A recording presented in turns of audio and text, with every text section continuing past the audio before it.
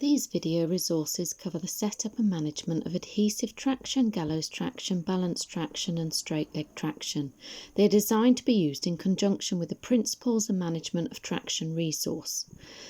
At BWC, applying traction to a patient is a two-person procedure, one of whom must be signed off as competent in the type of traction being set up. Please note, in the video there is only one demonstrator. In practice, there are always two practitioners to set up and apply traction on a patient. Video 1, Adhesive Traction, covers how to prepare the patient, the equipment and apply the traction safely. Patient preparation includes explaining the procedure to the patient, family or carer to gain consent, understanding and compliance, to perform and document neurovascular observations, to escalate to the nurse in charge any concerns you have, to administer prescribed analgesia, and to review the tissue viability score, mobility care plan and skin condition prior to setup and application of traction. The equipment required is an appropriate bed for the type of traction required and the size of the patient, and an appropriate tensoplast size, whether it's infant or child. At this point, your patient will have had analgesia, ideally paracetamol and oromorph, because it can be a little uncomfortable whilst you're actually applying the traction. Once the patient is comfortable, you would open your tensoplast or infant traction equipment, which would consist of a bandage, which would be your outer bandage, and your adhesive traction kit. Okay, so then you need to make sure you are preparing your patient and your kit at the same time. So you would make sure you've got your kit out of the packet. At this point, you need to make sure you have a knot at the end, because these white cords can be quite flexible and you want to make sure that they're actually equal and you've got the same distance at the end of the cord.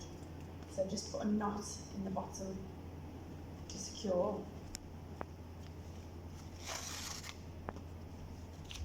And then you know your cords aren't going to move once you've got them attached to your patient. So ideally you would need another colleague to assist you to support the child and just to comfort the child at this point. So this would be the fractured leg. You would get your colleague to stand at the opposite side of the cot and just to support the leg really, to stop the child moving around as much. And then you need to make sure you correctly size this traction kit against the child's leg, ensure that you actually have a gap at the bottom of the foot. So ideally you'd need a clearance of about 1.5 to 2 inches so that you've got movement for the child's foot to flex once they're a bit more mobile, and you don't want to cause any pressure areas on the bottom of the foot. Once your colleague is supporting the child's leg and you've got clearance from the bottom of the foot, Trim the sponge on both sides of the malleolus, ankle bone to just above the bone, before applying the adhesive to the outer aspect of the leg and then to the inner side. So as you can see, this is too large on both sides, so you would ideally cut that one as you're going along as well, and then you can cut this and discard that before you apply the adhesive to the inner.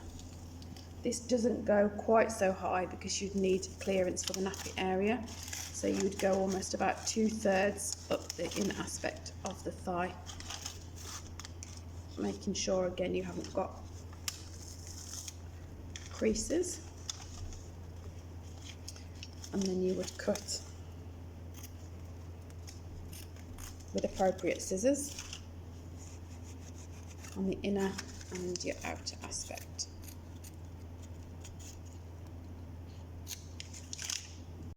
So this is the bandage that will be inside your traction kit.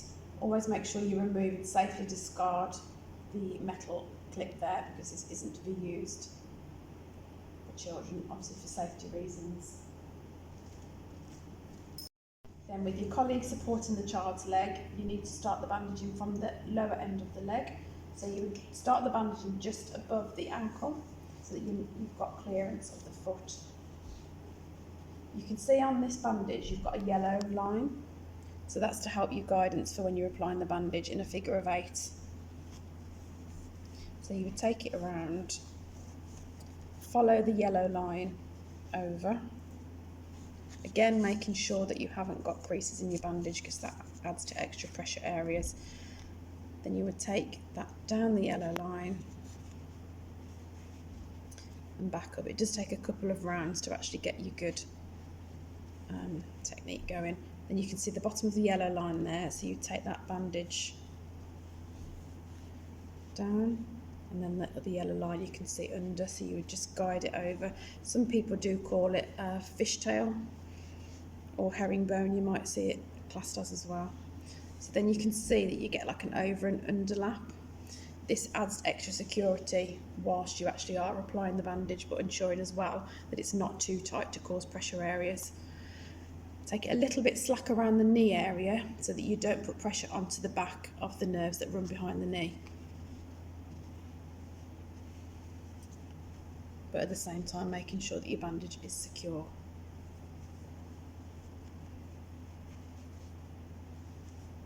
You take that then to as high as you can get it. That does give you clearance around the nappy area.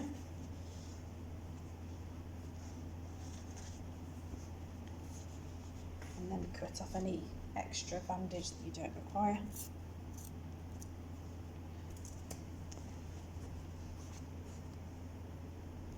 This is then secured by tapes which we have prepared. Any tape is suitable as long as it's to secure the bandage.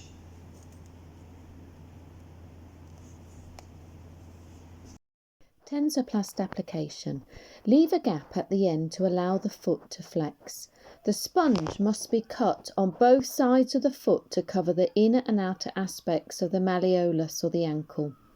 When applying the adhesive bandage, leave a space on the inner aspect of the leg to facilitate nappy changes or cares, and both legs require tensoplast application for gallows traction.